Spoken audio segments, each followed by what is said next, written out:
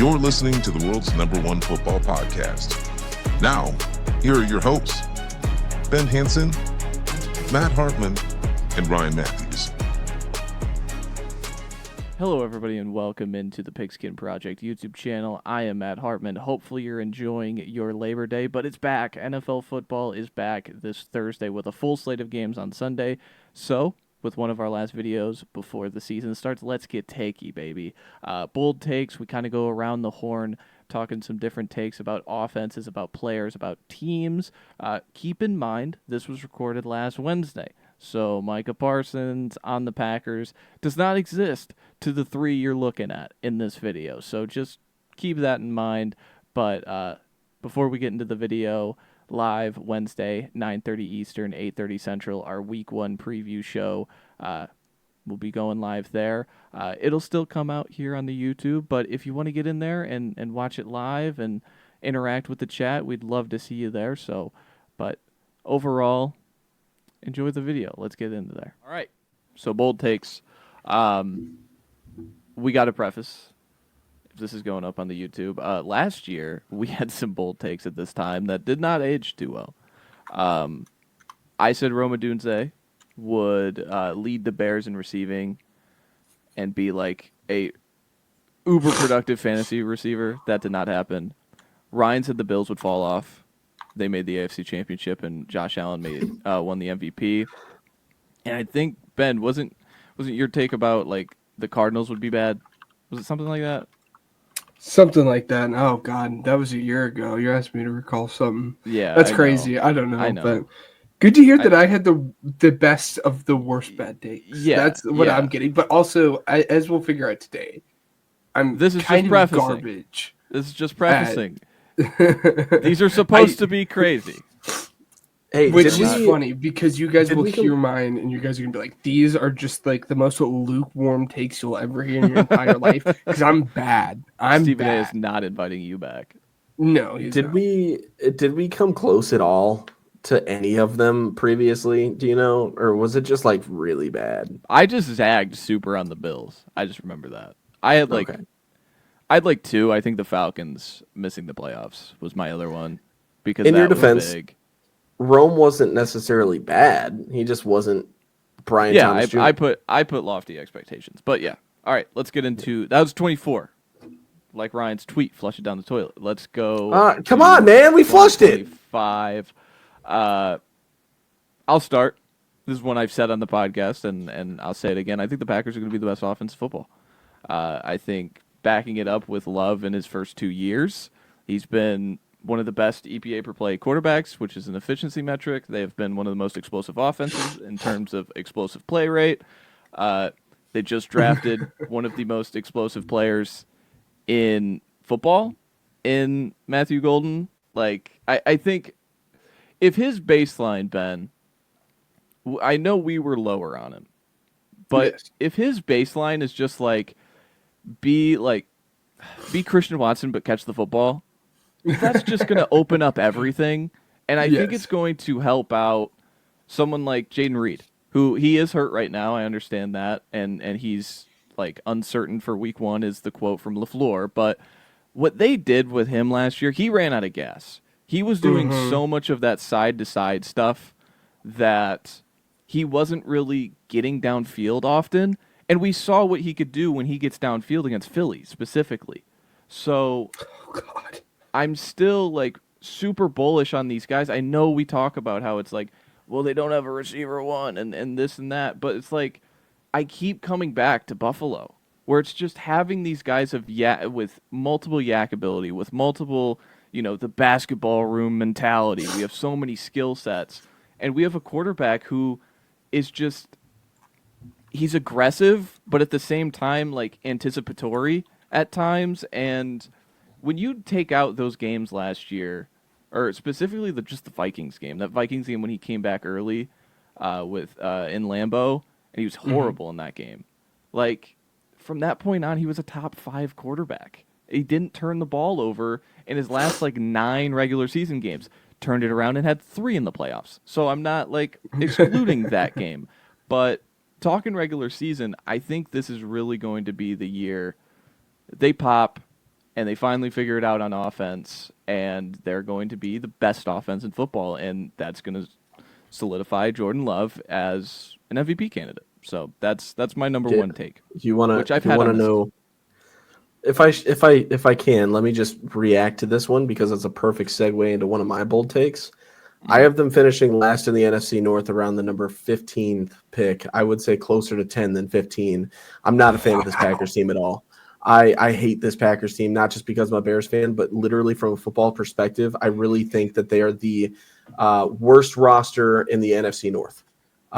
Overall, complete dumpster fire to me. I'm genuinely saying this outside of bias. I don't think that they are as competitive as people think. I think this is one of the most overhyped teams in the history of the game, and I don't understand it. Jordan Love, I will say, like, when you say that he is what was aggressive, right? That can be one of their downsides. And he turns over the ball way too much. And in my opinion, I don't see it with him. I think that they're going to be thinking about, hey, maybe we trade up. Now, given the rumors that we're thinking about, and seeing all over Twitter within the past 24 hours, this could change astronomically just by one player. And I'm not saying, I'm saying is I'm not reading into that. I'm not either, but my thing is like I'm terrified of that strictly because that's a game wrecker. Like, you know what I mean? We'll see if that happens. But outside of that, I'm not a fan of this roster as a whole, and I do think they will finish last in the NFC North and get a top 15 pick. All right. Well, that might be considered a hot take on your own right there, Ryan. But I think going on one end to the other. I've been called worse this week. Which ones? Oh, I'm sure you have. You coming off the back of Matt's hot take again. I'm not. I want to keep on prefacing this. I'm not a hot take artist. I'm not very good at this. And if you would have said this a couple months ago, people would have been like, "Yep, that's at least reasonable." But now not as much, but still pretty reasonable.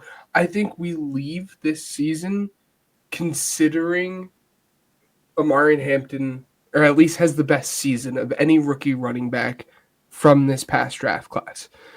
I think, again, a couple weeks ago, we probably wouldn't have had to really say, like, oh, that's a hot take.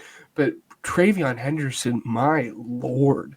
I was just about to say, I'd like to have a conversation with you. Picked up Travion Henderson and have acted as if he's just like God's, gift to earth. People like and maybe I'm proven wrong. Maybe, Travion Henderson, just one last dagger in my back. But I scouting him, Travion Henderson is not a running back who can do it all. He's not a bell cow guy. He's someone who will have to split carries. Regardless of whether or not he's the best back on his team, he's still going to have to split those carries. So as much explosion that I think he's going to show on the touches he's on the field, he's just not going to get enough touches. And then I just like the offense as a whole within the Chargers more than I like the offense within the Raiders. And I think he's going to be playing in a better offense with the Chargers. And I think he's going to be playing within a better pass game as the Chargers, which is going to open up a lot more running lanes for him as a running back than what GT is going to get with the Raiders. And that's why, that's how I come to this conclusion that Omarion Hampton, well, I don't know if we'll say he's the best yet, but he will definitely have the best season. He'll outproduce him. Kind of my take. Yeah. Okay. It's going to be a fun one. I'm a really big fan of this running back class as a whole. I mean, I know we're talking about Ashton G&T a lot, right? But like Omarion Hampton is a fun one to watch. Ben knows this. I've been trying to trade for him for like a week now. So, but yeah, go away. Just a fun one altogether, man. Yeah. Matt, what you got? I'll keep the offensive side of the ball. I think we're going around. We'll have like 3 each. So I'll get one more in here.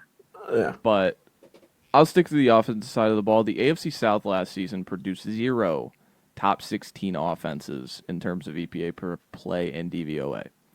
I think they produced 2 this season. And I'm selling the AFC South for why? I don't know. I don't know why. I think that I'll go through all of them. Houston is just bound to bounce back.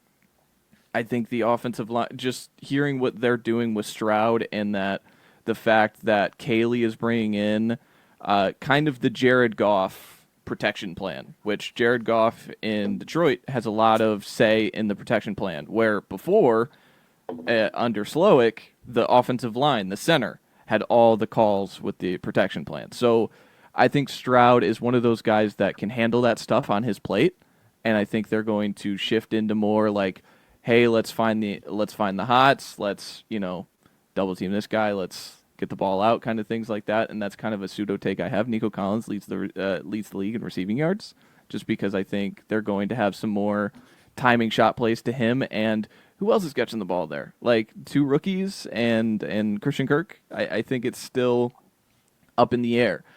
Jacksonville, obviously, I'm a big Trevor Lawrence guy. I think Cohen coming in is just going to make I was listening to the Athletic show, and they it's just so simply, but it's so like last year everything in Jacksonville was hard, everything in Tampa Bay was easy. Guess what? Now that guy from Tampa Bay is going to Jacksonville with a more talented quarterback. I think we can all agree on that. So that's where and then you're bringing in Travis Hunter, who's just going to be a bubble screen merchant, but he's still going to be dynamic at it. Brian Thomas Jr.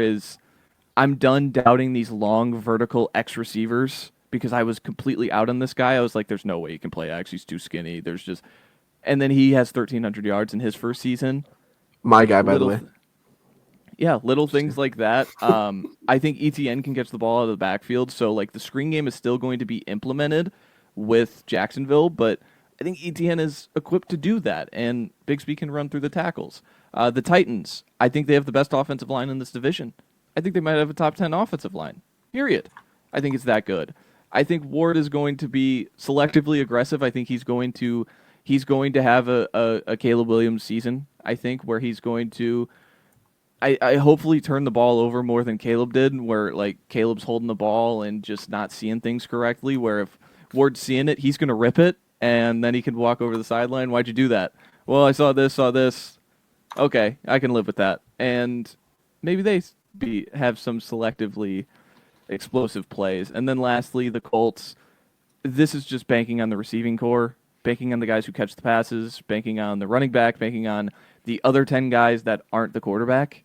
And even if the quarterback gets switched, crossing the fingers, it goes back to Richardson. I think you get that explosive play back in your bag if you get Richardson back in there. I don't know if it's going to happen.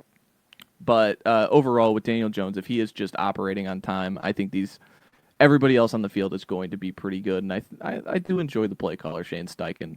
So, to round it out, the AFC South has 2 top 16 offenses this season after having 0 last season.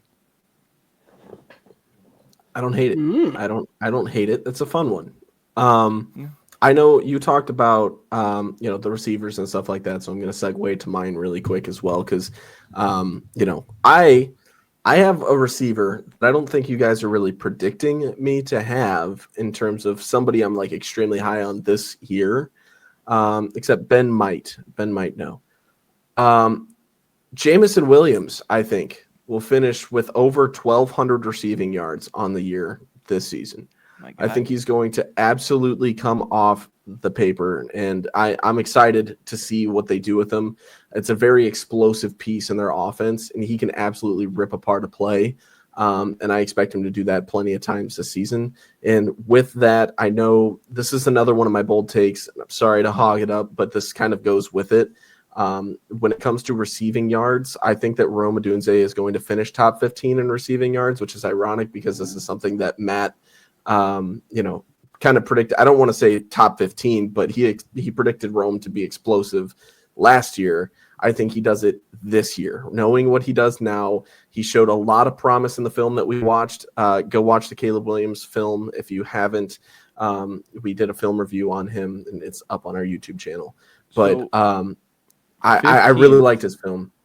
15, just top 15. Looking at it 15th last year was Terry McLaurin at 1,096. So if he hits 1,100 yards, he's in that territory.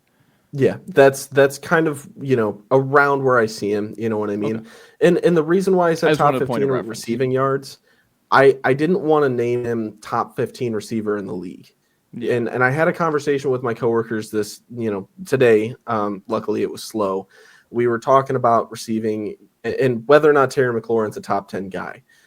I'm not going to have that conversation today, but what I will say is there's a lot of really talented receivers in this league.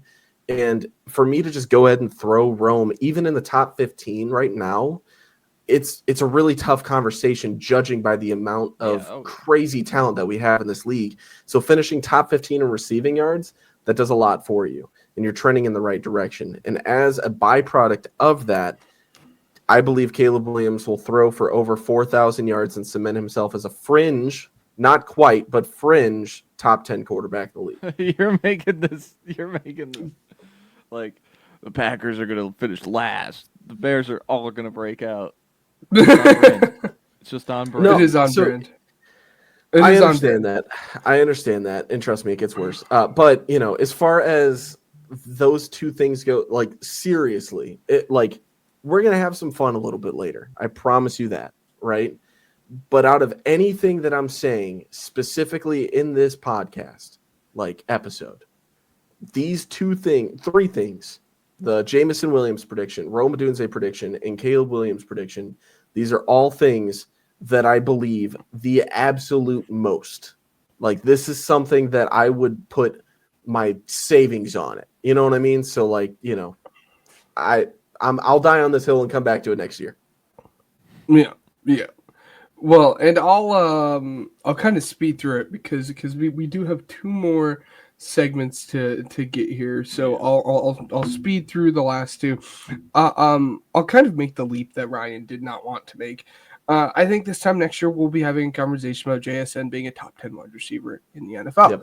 He made a very big leap from year 1 to year 2. Can he make that leap from year 2 to year 3? I think he can. I think he's a whole lot of fun. He does remind me, given it could be the play style and kind of the colleges that they went to, but kind of the Terry McLaurin-esque kind of wide receiver. I think he can make that leap. And then kind of my other last take here is the starting quarterback for the Colts in 2026 is on the roster currently. And it is not Anthony Richardson. It is not Daniel Jones. It is Riley Leonard. I think come the last 5-6 games of the season for them, they're going to give up on Daniel Jones. I think they're going to give up on Anthony Richardson. They said, we're not messing with this. And I think they're going to they're going to let Riley Leonard play. I think he's going to show some flashes, and come time for the draft, they're going to be like, my Lord, this quarterback draft class is garbage. So they're not going to take a quarterback. They're not going to reach on a quarterback because they're going to see enough flashes from Riley Leonard. They're going to take someone else. So I think, again, Riley Leonard will be the 2026 Colts starting quarterback. That's my final take for you guys.